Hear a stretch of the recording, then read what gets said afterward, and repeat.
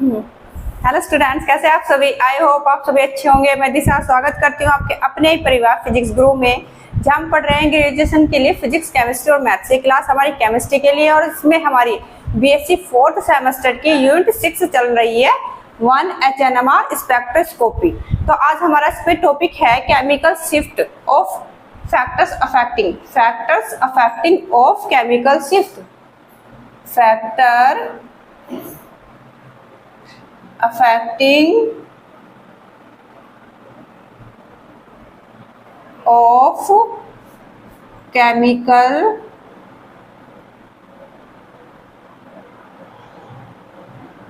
shift।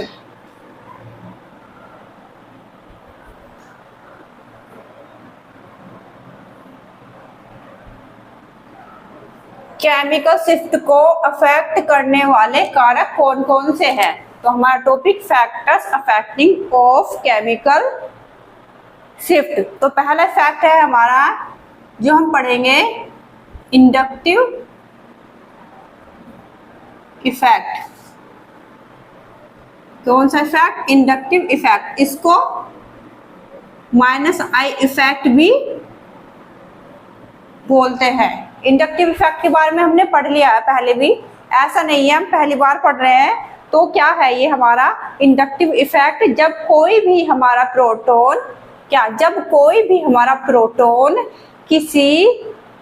Proton अगर किसी electronegative group या एटम के साथ डायरेक्टली अटैच होता है तो उसे हम डिसिल्डेड प्रोटॉन क्या करते हैं? कंसीडर करते हैं। क्या करते हैं? जब कोई भी हमारा प्रोटॉन अगर किसी इलेक्ट्रोनेगेटिव ग्रुप या एटम के साथ डायरेक्टली अटैच होता है तो उसे हम डिसिल्डेड प्रोटॉन कंसीडर करते हैं। तो एक बार हम ये देखो, पहले एक एग्जांपल देखते हैं। ये एग्जांपल के थ्रू देखते हैं। फ्लोरोएथेन का ले लिया हमने। क्या ले लिया? फ्लोरोएथेन का एग्जाम्पल हमने ले लिया, CH3 CH2 या F। तो हम इसके एग्जाम्पल के थ्रू समझते हैं क्या है ये। तो इसमें जब फ्लोरोएथेन में जो फ्लोरोएथेन में जो ये फ्लोरीन है, फ्लोरीन क्या है? Fluorine is a most electronegative atom है। क्या है ये? मोस्ट इलेक्ट्रोनेगेटिव एटम है।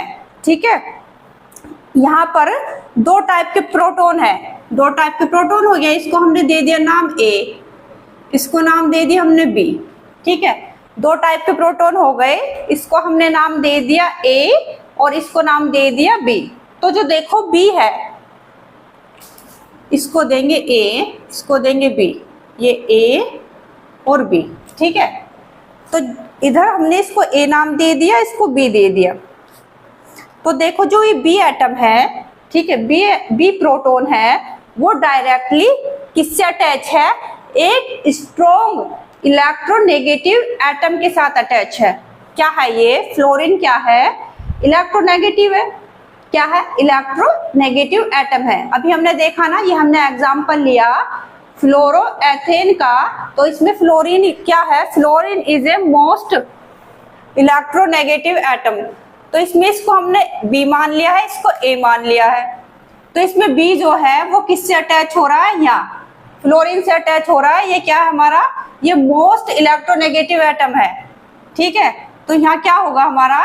यहाँ पर जब ये इससे अटैच है तो ये डिसिल्डेड हो जाएगा, क्योंकि इसके चारों ओर, यहाँ ये चारों ओर जो इलेक्ट्रॉन डेंसिटी है ना, जो इलेक्ट्रॉन डेंसिटी है, ये इसे अपनी ओर क्या करेगा? अट्रैक्ट करेगा। क्या करेगा? अट्रैक्ट करेगा। तो यहाँ क्या हो जाएगी? इलेक्ट्रॉन डेंसिटी क्या होगी? कम हो जाएगी। ठीक है, क्या हो जाएगी? यहाँ इलेक्ट्रॉन डेंसिटी कम हो जाएगी। तो इसमें अब आगे देखते हैं। तो हमने क्या देखा? जो B प्रोटॉन है वो डायरेक्टली एक स्ट्रॉन्ग इलेक्ट्रोनेगेटिव एटम के साथ अटैच है। और इलेक्ट्रोनेगेटिव एटम की क्या प्रॉपर्टी होती है? जो इलेक्ट्रोनेगेटिव एटम है उसकी प्रॉपर्टी क्या होती है कि इलेक्ट्रॉन को क्या करते हैं? इसको अपनी तरफ अट्रैक्ट करते हैं। क्या करते हैं? इसको अपनी तरफ अट्रैक्ट करते हैं। जो इलेक्ट्रॉन डेंसिटी होगी तो फ्लोरीन क्या करेगा? उस इलेक्ट्रॉन डेंसिटी को अपनी ओर क्या कर लेगा? अट्रैक्ट कर लेगा। क्या करेगा, अपनी ओर अट्रैक्ट करेगा। तो जो बी प्रोटोन है, तो बी प्रोटोन के चारों ओर इलेक्ट्रॉन डेंसिटी कम हो गई। जब इलेक्ट्रॉन डेंसिटी इसके चारों ओर क्या हो गई, कम हो गई, तो दैट्स मीन, इसका मीन क्या हुआ कि जो आपका इंड्यूस्ड मैग्नेटिक फील्ड है, क्या है, जो इंड्यूस्ड मैग्नेटिक फील्ड, ये इंड्यूस्ड मैग्नेटिक फील्ड जनरेट हो रहा था या प्रोड्यूस्ड हो रहा था, अब नहीं होगा। क्या नहीं होगा, अब नहीं होगा, होगा या कम होगा। जितना मैग्नेटिक फील्ड आप यहाँ से अप्लाई कर रहे हैं, ठीक है, जितना मैग्नेटिक फील्ड आप यहाँ से अप्लाई कर रहे हैं, वो आपका जो बी प्रोटोन है, ये CS2 जो आपका बी प्रोटोन है, उतना फील करेगा। यानी कि ज्यादा मैग्नेटिक फील्ड को क्या करेगा, फील करेगा। अब मैग्नेटिक फील्ड ये ज्यादा फील कर रहा है, तो इसको रेजोनेंस में लाने के लिए हमें उतनी ही क्या, हाई फ्रीक्वेंसी की रेडिएशन इस पर क्या करनी होगी, पास करनी होगी। ठीक है, रेजोनेंस के लिए वही होता, रेजोनेंस होता क्या है, जितनी फ्रीक्वेंसी इसकी होती है उतनी फ्रीक्वेंसी क्या है उस पर अप्लाई करे, तो क्या होगा, उसको रेजोनेंस बोलते हैं। तो इतनी ही हाई फ्रीक्वेंसी की रेडिएशन इस पर पास करनी होगी। दैट मीन्स ये जो डीसिल्डेड प्रोटोन है, क्या है ये, डीसिल्डेड प्रोटोन, ये है हमारा क्या, डीसिल्डेड प्रोटोन, डीसिल्डेड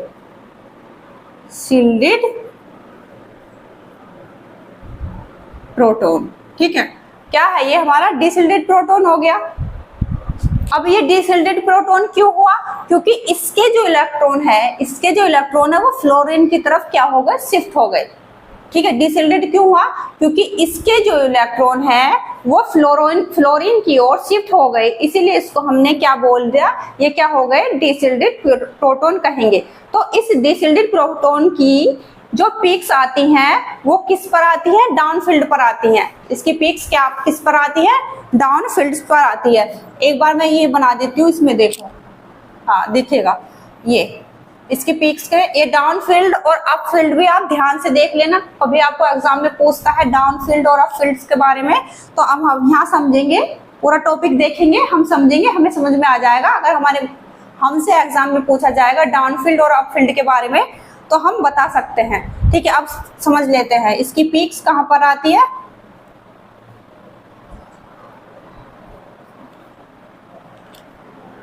दिख रहा है, हाँ, 2 3 4 5 6 7 8 9 10।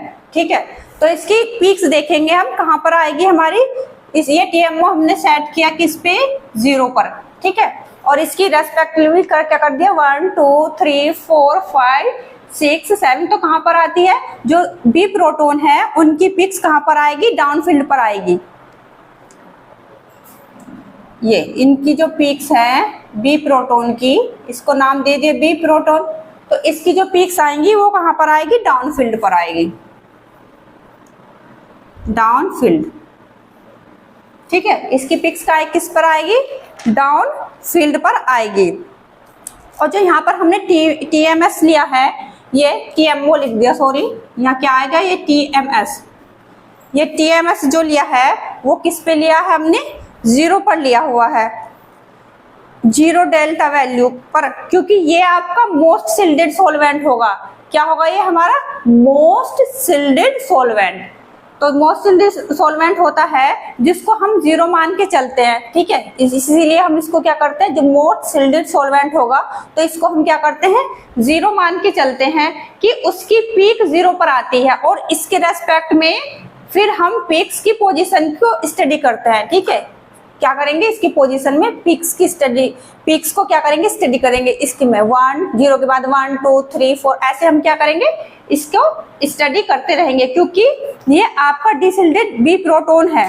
ठीक है, ये जो हमारा डीसिल्डेड प्रोटोन है, डीसिल्डेड प्रोटोन कौन सा है हमारा, ये बी यानी CS2, तो डीसिल्डेड था, तो इसकी जो पीक्स है वो किस पर आएंगी, ये हमारा क्या था, डीसिल्डेड प्रोटोन था। डीसिल्डेड प्रोटोन है, समझ लो, जो डीसिल्डेड प्रोटोन है उनकी जो पीक्स आएगी डाउन फील्ड पर आएगी। जो सिल्डेड प्रोटोन है वो भी समझेंगे, लेकिन मैं बता दूं, जो सिल्डेड प्रोटोन है उनकी जो पीक्स आएगी अप फील्ड पर आएगी। तो ये ध्यान में रख लेना, जो डीसिल्डेड है डाउन फील्ड है, जो डीसिल्डेड है उनकी पीक्स किस पर आएगी, डाउन फील्ड पर आएगी, जैसा कि आप देख रहे हो। इसी के साथ जो आपका CS3 है, यानी कि जो CH3 है जिसको हमने क्या दे दिया था, ए टाइप प्रोटॉन है, डायरेक्टली इलेक्ट्रोमैग्नेटिक एटम से नहीं जुड़े हुए हैं। देख रहे हैं ना, ये क्या है, इलेक्ट्रोनेगेटिव एटम है या ग्रुप है, तो ये इससे डायरेक्टली नहीं जुड़ा हुआ। जो हमारा ए प्रोटॉन है वो इससे डायरेक्टली नहीं जुड़ा हुआ। जो हमारा बी था, बी इससे डायरेक्टली जुड़ा हुआ था, लेकिन जो हमारा ए प्रोटॉन था, ए टाइप का प्रोटॉन था, वो इससे डायरेक्टली नहीं जुड़ा हुआ। दिख रहा है, समझ में आया इतनी बात? तो ए टाइप प्रोटॉन है वो डायरेक्टली इलेक्ट्रोनेगेटिव एटम से नहीं जुड़े हैं। तो जब वो डायरेक्टली इलेक्ट्रॉन ग्रुप से नहीं जुड़े हैं तो इनके चारों ओर जो इलेक्ट्रॉन डेंसिटी है वो इसे अट्रैक्ट नहीं करेगा। ठीक है, तो जो इनके चारों ओर जो इलेक्ट्रॉन डेंसिटी है वो क्या नहीं करेगा, इसे अट्रैक्ट नहीं करेगा। क्यों नहीं करेगा? क्योंकि ये इससे डायरेक्ट अटैच नहीं हो रहे। ठीक है, इतना समझ में आया? क्या नहीं हो रहे, ये इससे डायरेक्ट अटैच नहीं हो रहे, तो ये क्या नहीं करेगा, इनके चारों ओर जो इलेक्ट्रॉन डेंसिटी है इसको अट्रैक्ट नहीं करेगा। यानी प्रोटॉन ए के चारों ओर इलेक्ट्रॉन डेंसिटी क्या है, ज्यादा है। प्रोटॉन ए के चारों ओर जो है, जब इसे अट्रैक्ट नहीं करेगा तो इसके चारों ओर जो इलेक्ट्रॉन डेंसिटी है वो क्या है, ज्यादा है। इलेक्ट्रॉन डेंसिटी ज्यादा होने की वजह से ये इलेक्ट्रॉन जो है वो अप्लाइड फील्ड के अपोजिट डायरेक्शन में, ठीक है, अप्लाइड फील्ड के अपोजिट डायरेक्शन में एक मैग्नेटिक फील्ड जनरेट करते हैं। ठीक है, जो इस पे अप्लाइड करा गया मैग्नेटिक फील्ड। तो क्या है यहाँ, ये अप्लाइड मैग्नेटिक फील्ड क्या करते हैं, जनरेट करते हैं। अप्लाइड, ये अप्लाइड मैग्नेटिक फील्ड लिखा हुआ है और कुछ नहीं लिखा, अप्लाइड, यहाँ अप्लाइड मैग्नेटिक फील्ड लिखा हुआ है। तो ये क्या करते हैं, अप्लाइड मैग्नेटिक फील्ड क्या करते हैं, जनरेट करते हैं, जो इसे अपोज करते हैं। क्या करते हैं, इसे अपोज करते हैं। तो इसको हम क्या कहेंगे, इसको क्या कहेंगे हम, इंड्यूस्ड मैग्नेटिक। अपोज होगा, हमने पहले भी पढ़ा है, जो अपोज करेंगे तो इंड्यूस्ड मैग्नेटिक फील्ड होगा। तो ये हमने पहले भी पढ़ा है। तो ये क्या करेंगे, इसको अपोज करेंगे, तो यहाँ क्या हो जाएगा, मैग्नेटिक इंड्यूस्ड मैग्नेटिक फील्ड, अब मैग्नेटिक एफ फील्ड। तो क्या होगा, अपोज करते हैं तो इसे हम क्या कहते हैं, इंड्यूस्ड मैग्नेटिक फील्ड। ये हमारा क्या है, अप्लाइड फील्ड है। क्या ये हमारा अप्लाइड फील्ड है, ये हमने क्या करा, इस पे फील्ड अप्लाइड करा।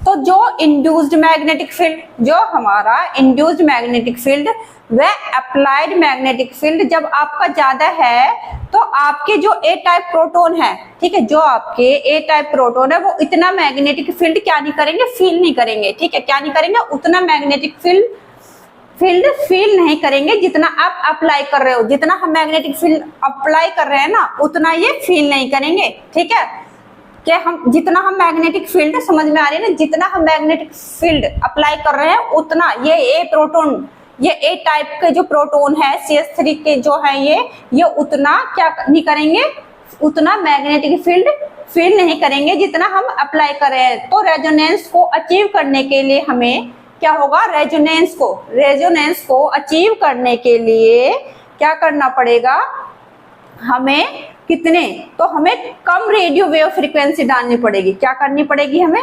रेजोनेंस को अचीव करने के लिए, क्योंकि ये कम मैग्नेटिक, ठीक है, तो इसमें क्या है, रेजोनेंस को अचीव करने के लिए हमें यहाँ क्या करना पड़ेगा, कम मैग्नेटिक फील्ड को फील कर रहा है। ठीक है, क्योंकि यहाँ ये कम मैग्नेटिक फील्ड को क्या कर रहा है, फील कर रहा है।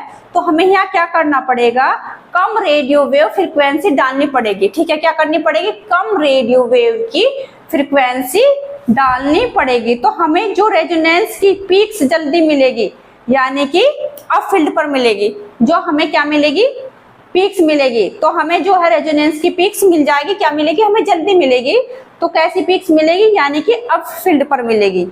तो ये पीक जो हमें मिलेगी अप फील्ड पर मिलेगी। यहाँ ये हमें ये पीक्स क्या मिल जाएगी, अप फील्ड पर मिल जाएगी। ठीक है, ये पीक्स क्या मिल जाएगी हमें, अप फील्ड पर मिल जाएगी। तो ये क्या है,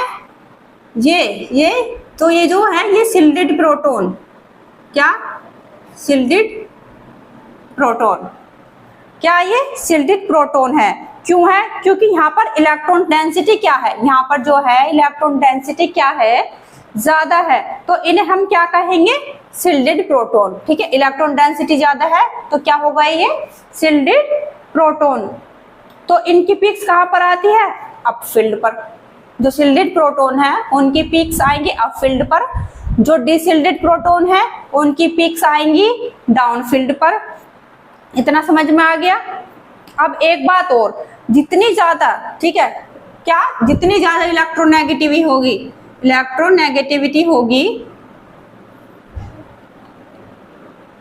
ठीक है, जितनी ज्यादा क्या होगी? इलेक्ट्रोनेगेटिविटी होगी। समझ रहे हो ना? जितनी ज्यादा इलेक्ट्रोनेगेटिव होगी किसकी? एटम की, प्रोटॉन इतने ही ज्यादा क्या होंगे? डिशिल्डेड होंगे। जितनी ज्यादा इलेक्ट्रोनेगेटिविटी होगी एटम की या ग्रुप की, प्रोटॉन जो होंगे वो उतने ही ज्यादा क्या होंगे? डिशिल्डेड होंगे।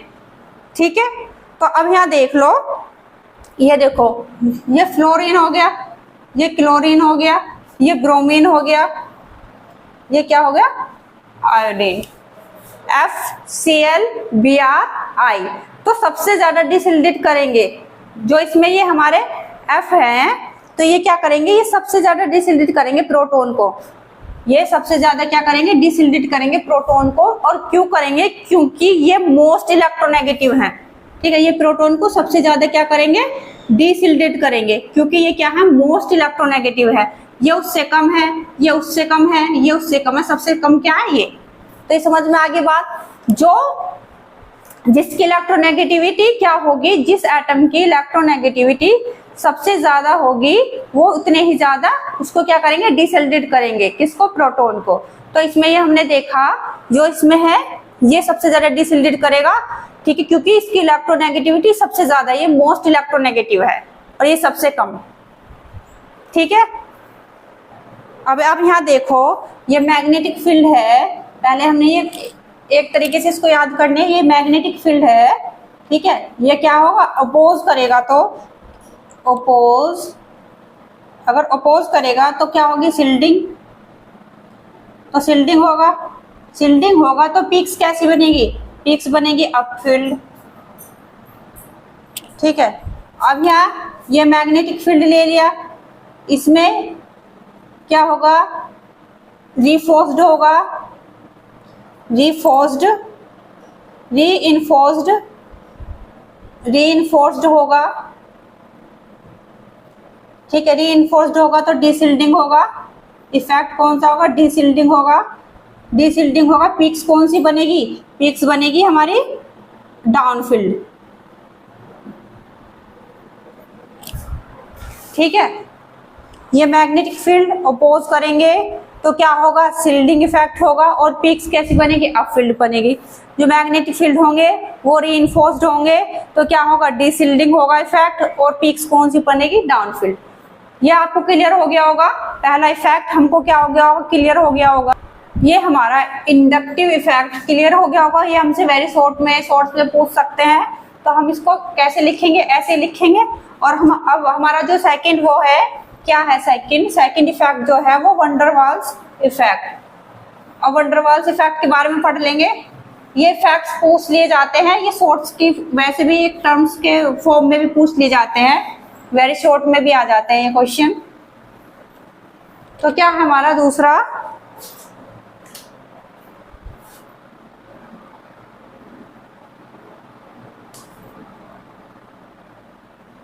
वंडरवाल्स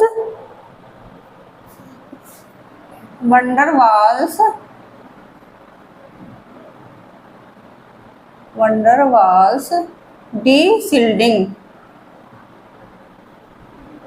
ये कौन सा इफेक्ट है? Second effect. सेकंड इफेक्ट कौन सा है हमारा? वंडरवाल्स डिशिल्डिंग।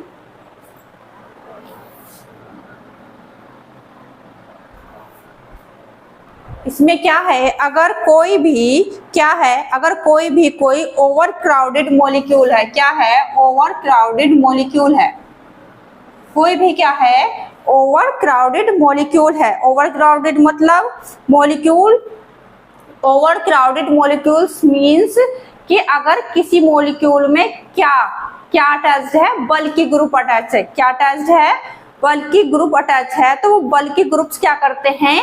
एक दूसरे को रिपेल करते हैं। क्या करते हैं? एक दूसरे को रिपेल करते हैं ड्यू टू स्ट्रिक्टली हिंडर्ड। किसके? ड्यू टू स्ट्रिक्टली 100, तो स्ट्रिक्टली 100 होने के कारण वो एक दूसरे को क्या करेंगे, रिपेल करेंगे। ठीक है, ये क्या है हमारा सेकंड इफेक्ट है। Second effect Van der Waals deshielding effect. क्या है, वंडर वॉल्स डिसिल्डिंग, कि अगर कोई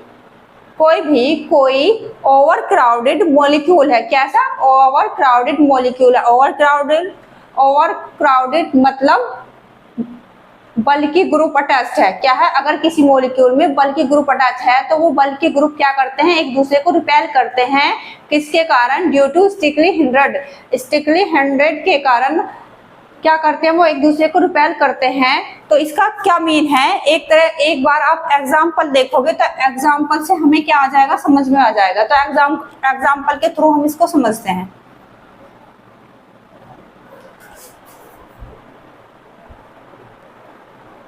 तो हम ये 2 एग्जाम्पल के थ्रू समझ लेते हैं।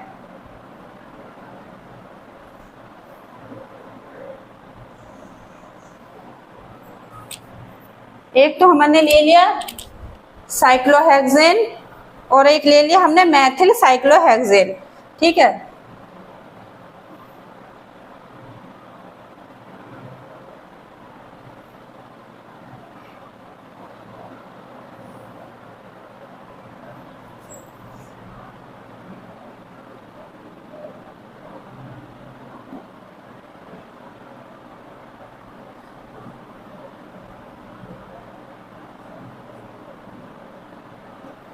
ये तो होगा हमारा साइक्लोहेक्सेन और एक ले लिया हमने मेथिल साइक्लोहेक्सेन।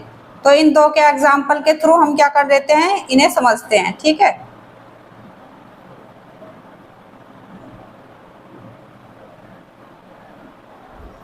इस पे CH3 है, यहाँ H है। ठीक है, एक तो ले लिया हमने साइक्लोहेक्सेन और एक ले लिया हमने मेथिल साइक्लोहेक्सेन। तो ये 2 स्ट्रक्चर है हमारे पास, ये 2 स्ट्रक्चर हो गए हमारे पास। मैंने जैसे भी बनाया है रफली से, आप अच्छे से बना लेना।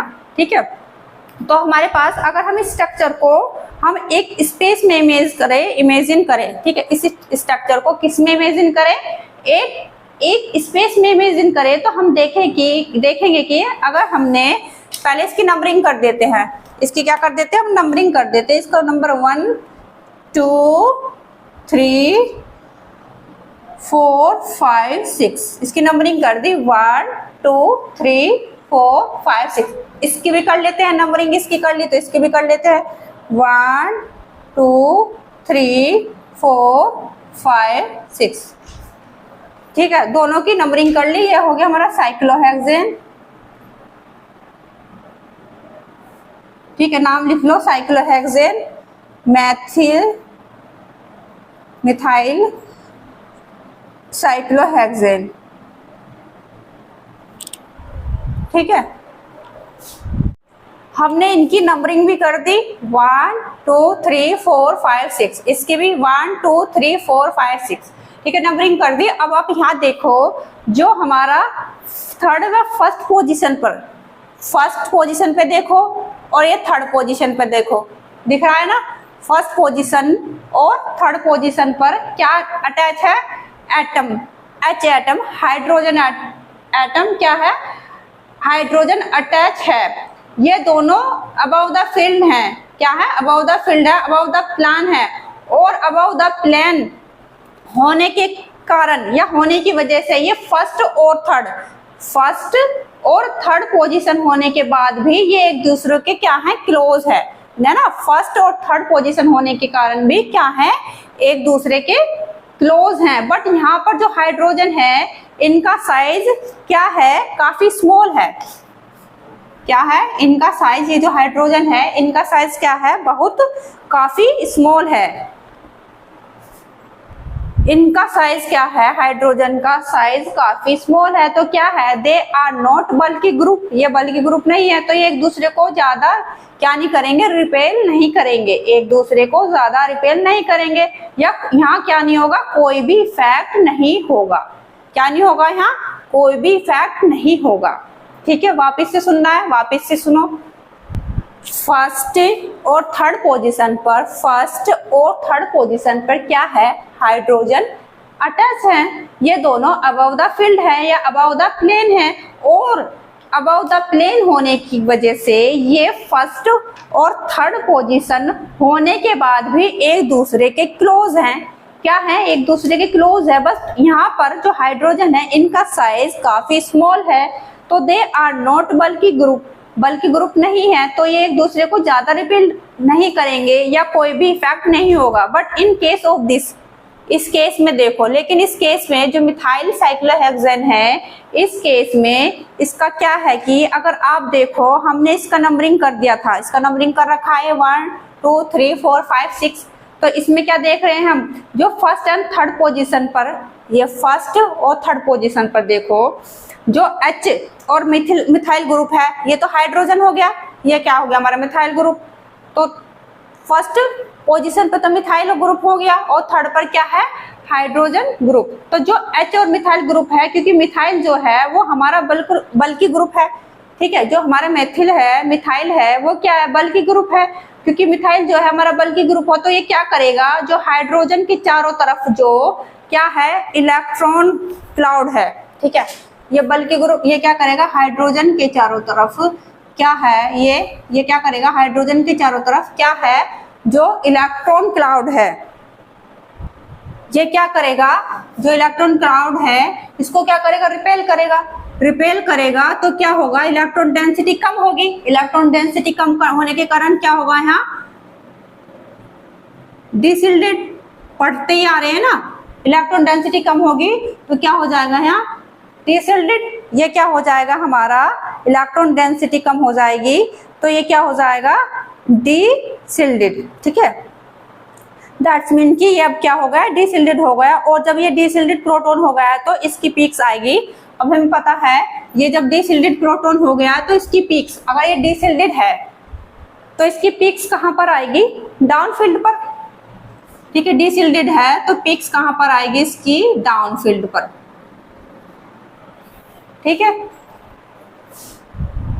अब है हमारा third effect, isotropic effect and isotropic effect.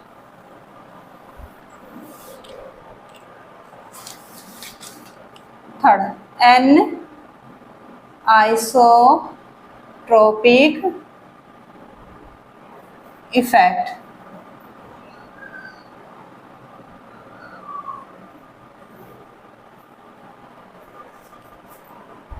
ये जो है एन आइसोट्रोपिक इफेक्ट, इसको स्पेस इफेक्ट भी, इनके दो नेम है, दोनों नेम ध्यान में रखने हैं, ठीक है। दो नेम है, anisotropic effect, space effect, inductive effect, -I effect, ये दोनों नेम ही याद करने। अब इसमें क्या होता है?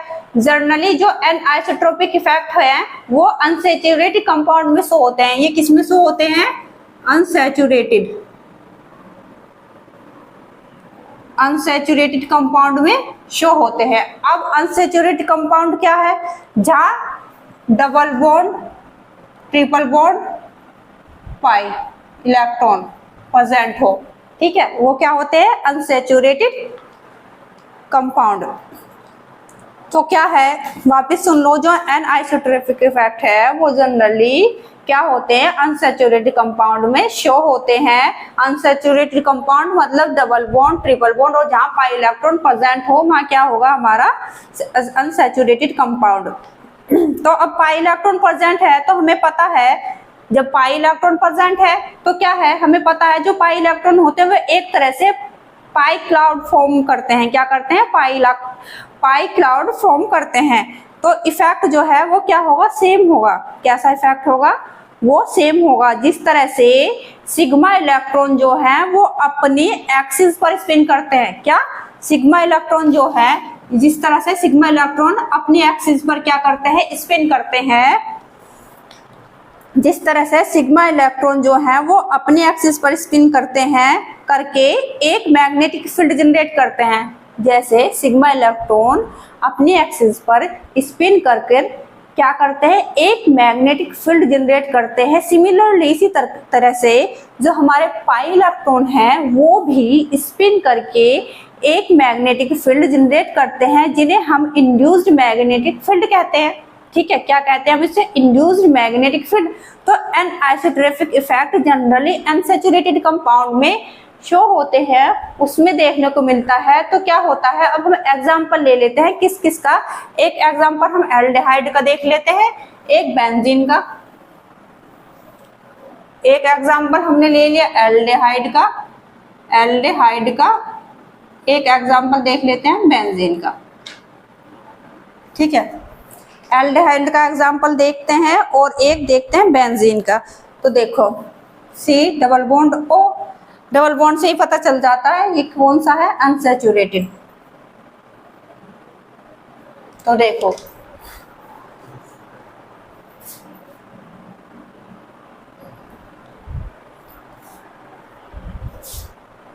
अब देखो ये एल्डिहाइड का एग्जांपल ले लिया, बेंजीन का ले लिया।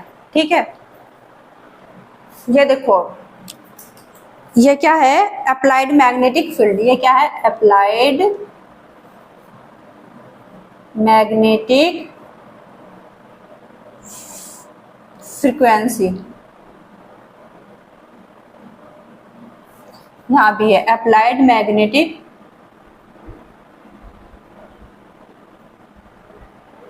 फ्रीक्वेंसी। अब देखो ये हमारा एल्डिहाइड है, क्या है, ये हमारा एल्डिहाइड है। एल्डिहाइड में क्योंकि ये क्या है, डबल बॉन्ड है, ये डबल बॉन्ड है, सी डबल बॉन्ड ओ है, ये कोई जंजाल नहीं है, समझो ये सी डबल बॉन्ड ओ है। तो ये क्या है, एल्डिहाइड ग्रुप है, सी डबल बॉन्ड है, सी डबल बॉन्ड है। तो double bond means presence of pi electron. Double bond है तो क्या है, पाई इलेक्ट्रॉन है। तो ये पाई इलेक्ट्रॉन का क्या क्राउड है, यहाँ क्या है, ये पाई इलेक्ट्रॉन का क्राउड है। ठीक है, पाई इलेक्ट्रॉन का क्या है, यहाँ क्राउड है। तो ये एक तरह से हमारा यहाँ पर स्प्रेड होते हैं। क्या होते हैं, ये एक तरह से हमारे यहाँ पर स्प्रेड होते हैं यहाँ। ठीक है, क्या होते हैं, एक तरह से हमारे यहाँ स्प्रेड होते हैं, क्योंकि इनके जो पाई इलेक्ट्रॉन है इनमें साइड वाइज क्या होती है, ओवरलैपिंग होती है। ठीक है, पाई इलेक्ट्रॉन जो है इनमें क्या होती है, साइड वाइज ओवरलैपिंग होती है। साइड वाइज ओवरलैपिंग होने की वजह से ये पाई इलेक्ट्रॉन यहाँ साइड वाइज ओवरलैपिंग होने की वजह से ये पाई का हमारा एक क्राउड बन जाता है। क्या बन जाता है, यहाँ पाई का एक हमारा क्राउड बन जाता है। और इस पाई इलेक्ट्रॉन के क्राउड की वजह से ये भी एक मैग्नेटिक फील्ड जनरेट करते हैं। क्या करते हैं, यहाँ ये एक मैग्नेटिक फील्ड जनरेट करते हैं। ये क्या हो रहा है, मैग्नेटिक फील्ड जनरेट हो रहा है। तो इसलिए क्या करें हम, जान लिए क्या है, एक मैग्नेटिक फील्ड जनरेट हो रहा है। तो जो मैग्नेटिक फील्ड जनरेट करते हैं यानी कि एक रिंग करंट जनरेट करते हैं, मैग्नेटिक फील्ड या रिंग करंट जनरेट करते हैं। और इनका जो डायरेक्शन होता है वो इस तरह से होता है। ये जो ये शो हो रहे हैं ना, ये ब्लैक से ये डायरेक्शन शो हो रही है ऐसे, इधर को कैसे शो हो रही है, ऐसे। ठीक है, इधर को। तो इनकी डायरेक्शन क्या है, ये ऐसे इधर को शो हो रही है, ये डायरेक्शन, ये ए ऐसे, ये है ना, दिख रही है ना, ये डायरेक्शन शो हो रही है इसकी।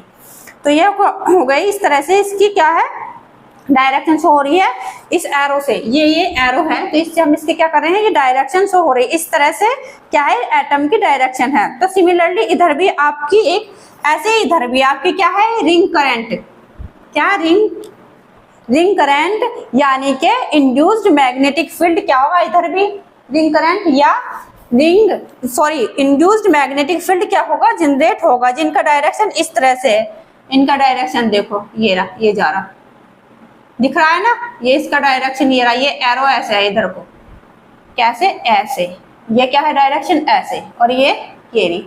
ठीक है, समझ में आ गया, ये क्या है, इसकी ऐसी डायरेक्शन है। तो अब क्या होगा इसमें, अब देखो क्या है, अब हम यहाँ नीचे से कोई अप्लाइड कर रहे हैं, क्या, मैग्नेटिक फील्ड, क्या है, ये अप्लाइड मैग्नेटिक फील्ड है। ठीक है, तो यहाँ नीचे से क्या कर रहे हैं हम, कोई मैग्नेटिक फील्ड अप्लाई कर रहे हैं। तो आप देखो सेंटर में आपका रिंग करंट है, ये सेंटर में क्या है, रिंग करंट। ठीक है, इंड्यूस्ड मैग्नेटिक फील्ड है, रिंग करंट मतलब इंड्यूस्ड मैग्नेटिक फील्ड। तो इसकी जो डायरेक्शन है वो ये दिख रही है ना, ये ऐसे हो रहा, ये दिख रहा है ना आपको, ये वाला, ये। तो अप्लाइड मैग्नेटिक, ये जो इंड्यूस्ड मैग्नेटिक फील्ड है, ये मैग्नेटिक फील्ड, और हमारा ये अप्लाइड मैग्नेटिक फील्ड, ये इंड्यूस्ड मैग्नेटिक फील्ड ऐसे आ रहा ना, ऐसे इसकी डायरेक्शन ऐसे जा रही है ना, तो ये ऐसे आ रहा, ये हमारा अप्लाइड हो गया, ये हमारा इंड्यूस मैग्नेटिक फील्ड हो गया। ये एक दूसरे के क्या कर रहे हैं, ये एक दूसरे को क्या कर रहे हैं, ये देखो आप एक दूसरे को अपोज कर रहे हैं, ठीक है। ये तो ऐसे आ रहा है, ये इस डायरेक्शन जा रही है, ये ऐसे आ रहा है, ये हमारा जो अप्लाइड मैग्नेटिक फील्ड है वो ऐसे है। तो ये क्या कर रहे हैं, एक दूसरे को अपोज कर रहे हैं, समझ में आया? क्या कर रहे हैं, ये एक दूसरे को अपोज कर रहे हैं। बट साइड में अगर हम देखें, ये तो एक दूसरे को अपोज कर रहे हैं। अब यहाँ आ जाओ साइड में, अब यहाँ साइड में देखो, साइड में ये अप्लाइड मैग्नेटिक फील्ड है, ये इंड्यूस्ड, ये ऐसे जा रहा है। तो ये दोनों एक ही डायरेक्शन में जा रहे हैं ना, दिख रहा है ना, ये दोनों एक ही डायरेक्शन में जा रहे हैं, ये ऐसे आ रहे हैं, एक दूसरे को अपोज कर रहे हैं, समझ में आया? ये वाला बीच में जो है ये रिंग करंट, तो ये एक दूसरे को क्या कर रहे हैं, अपोज कर रहे हैं। साइड में अगर देखो तो यहाँ पर जो हमारा अप्लाइड मैग्नेटिक फील्ड है, ठीक है, वो और इंड्यूस्ड मैग्नेटिक फील्ड है, दोनों की डायरेक्शन क्या है, पैरेलल है। क्या है, पैरेलल है, पैरेलल है, ठीक है। अगर नहीं बोला जा रहा मेरे पे, आप तो बोल ही सकते हो, ठीक है। क्या है, पैरेलल है। तो क्या होगा, इधर की डायरेक्शन क्या सेम है, इधर की भी डायरेक्शन सेम है। इधर देख रहे हो, इधर भी पैरेलल ही है, इधर भी ये पैरेलल ही हो रही है ना, ऐसे जा रही है, ठीक है। तो पैरेलल होने का मीन क्या है, पैरेलल होने का मीन है ये क्या हो गई, एड ऑन हो गई, एड ऑन हो गई। एड ऑन होने की वजह से क्या हुआ, मैग्नेटिक फील्ड जो है वो क्या हो गया, हमारा इंक्रीज हो गया। तो मैग्नेटिक फील्ड जब इंक्रीज हो गया, इसका मतलब ये जो हमारा प्रोटॉन है, क्या है, ये जो हमारा H प्रोटॉन है, ठीक है, ये हमारा H प्रोटॉन था यहाँ, तो ये हमारा H प्रोटॉन जो है वो ज्यादा मैग्नेटिक फील्ड को फील करेगा। क्या करेगा, ज्यादा मैग्नेटिक फील्ड को क्या करेगा, फील कर रहा है। तो इसे रेजोनेंस को, इसको रेजोनेंस में लाने के लिए हमें ज्यादा फ्रीक्वेंसी की रेडियो वेव्स डालनी होगी। क्या होगी, जब ये ज्यादा मैग्नेटिक फील्ड फील करेगा, ज्यादा मैग्नेटिक फील्ड फील करेगा तो ज्यादा रेजोनेंस की, इसको रेजोनेंस में जाने के लिए ज्यादा रेडियो वेव्स की फ्रीक्वेंसी की जरूरत होगी ना, तो ज्यादा रेडियो वेव्स डालनी होगी। तो ये किस टाइप का प्रोटॉन हो गया, तो ये किस टाइप का प्रोटॉन हो गया, डिसिल्डेड, ठीक है। तो किस टाइप का प्रोटॉन हो गया ये डिसिल्डेड। ज्यादा रेडियो वेव्स की जरूरत पड़ेगी, ज्यादा फ्रीक्वेंसी की जरूरत पड़ेगी, तो ये प्रोटॉन क्या होगा, हमारा डिसिल्डेड। तो इनकी पीक्स कहां तक आएगी, कहां पर आएगी, डाउन फील्ड पर। डिसिल्डेड है तो इनकी पीक्स डाउन फील्ड पर आएगी, ठीक है। इतना समझ में आ गया। ये जो डायरेक्शन जब पैरेलल हो जाती है, तो इस डायरेक्शन पैरेलल को हम क्या बोलते हैं, पैरामैग्नेटिक। पैरेलल जो डायरेक्शन हो जाती है, जैसे एक ही डायरेक्शन में हो रहा है पैरेलल, तो इसको हम क्या बोलते हैं, इसको हम बोल देते हैं पैरामैग्नेटिक, ठीक है। क्या बोल देते हैं इसको, पैरामैग्नेटिक। अगर ये डायरेक्शन क्या होती है, अपोजिट होता है, एक दूसरे के अपोजिट।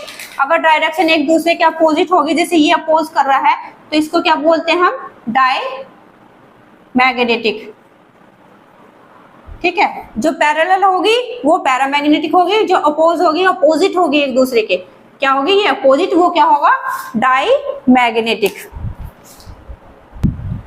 ऐसे ही ये बेंजीन, बेंजीन के केस में भी ऐसे ही है।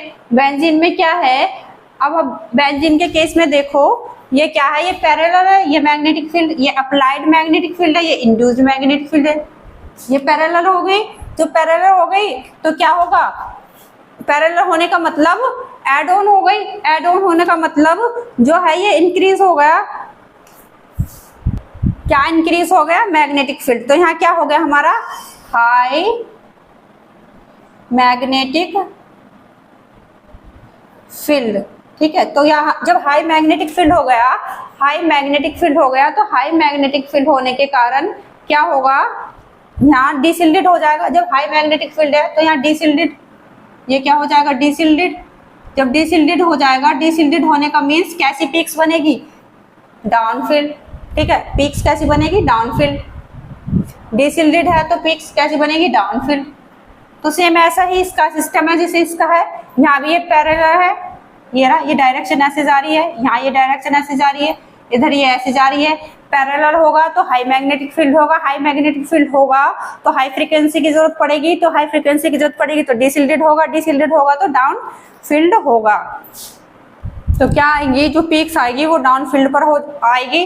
तो आज हमने कितने फैक्ट पढ़े, इसके 3 फैक्ट पढ़े और ये हमें पढ़ने थे, हमारे सिलेबस में ये इंडक्टिव इफेक्ट हो गया और एक हमारा पहला इंडक्टिव इफेक्ट हो गया, एनाइसोट्रोपिक इफेक्ट हो गया और दूसरा वैन डर वाल्स इफेक्ट हो गया। तो ये हमारे आज 3 इफेक्ट हो गए, 3 इफेक्ट हमारे आज कंप्लीट हो गए। आई होप आपको ये क्लियर हुआ होगा।